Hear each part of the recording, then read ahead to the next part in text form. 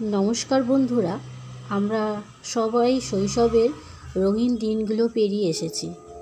ছেলেবেলায় যে মজাটা আমরা করেছি, আমাদের ছেলেমেয়েরা কিন্তু তা পায় না। ইট কাঠের জঙ্গল আর ব্যাগ ভর্তি বই, এই তো ওদের পৃথিবী।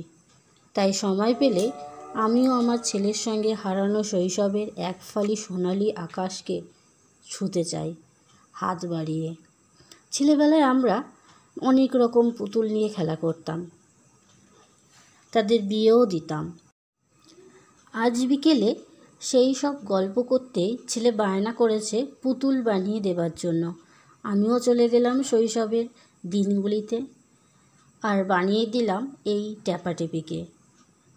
বিকেলে ডিমের দুটি খোসা রেখে দিয়েছিলাম। তুলো আর মার্কার পেনের সাহায্যে মজার এই ট্যাপাটেপি আপনাদের সামনে হাজির। এবার আপনাদের এই ট্যাপাটেপি কেমন লাগলো কমেন্ট করে জানান। তাহলে বন্ধুরা, এই ট্যাপাটেপি কেমন লাগলো আমাকেও কমেন্ট করে জানাবেন। আমার ছেলে আজকে একটা বায়না করেছিল, তাই ওকে এটা আমি ওর জন্য বানানো। Good night.